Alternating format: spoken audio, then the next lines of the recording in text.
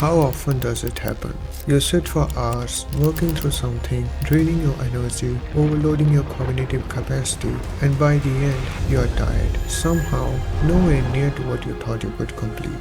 It's not that you are lazy. In fact, you worked hard. The reason is that even when you don't realize it, your attention is always leaking. Let me explain.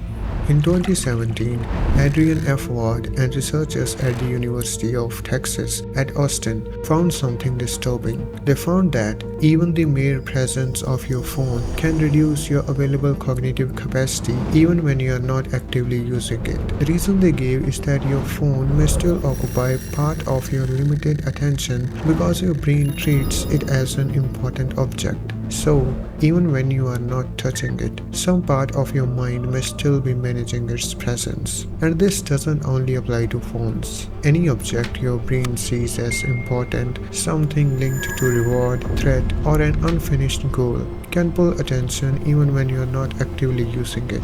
Another study by Matthew Killingsworth and Daniel Gilbert from Harvard found that people's minds were wandering in 46.9% of the moments sampled during everyday activities, which means our mind isn't just distracted sometimes, it has a habit of leaving the present moment again and again.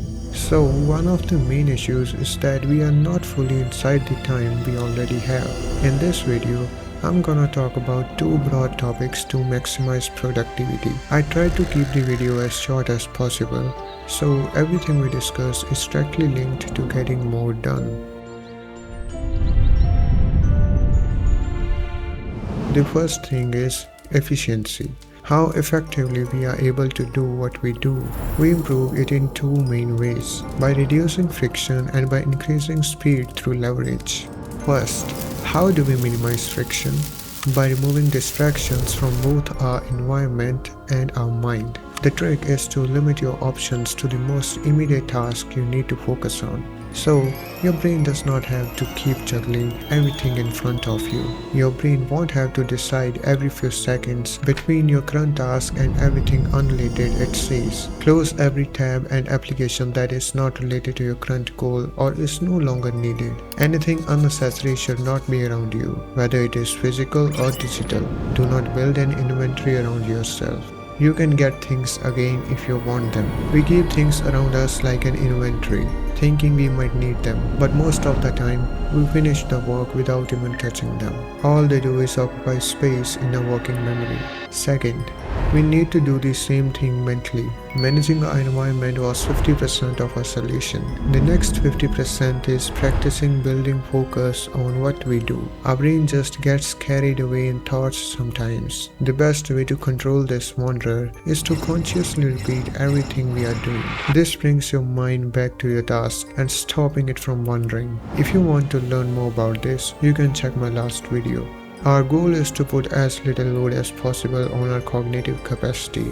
And another effective yet simple way to do that is to structure a complex goal in the simplest way possible by breaking it down into simpler steps. For example, write a 500-word essay becomes open the document and write the first messy line. Now the goal does not seem as big as it was. This simple technique reduces working memory load, lowers the fear of starting, makes progress visible, and makes the goal feel possible. In a study published in 2014, Erik Altmann and his team found that interruptions averaging 2.8 seconds and 4.4 seconds doubled and tripled the sequencing errors of the subjects respectively. That means people returned to their task, but they returned wrong. They either skipped steps or repeated them. This is exactly what happens when while working we say, "Let me quickly check this." Unless it helps in your current work, don't switch. I used to do this a lot, and every time my brain had to reload context when I returned. That reload wastes mental energy and teaches your brain that the task can be interrupted anytime. So don't switch just because the interruption looks small. If you are tired, take a real break.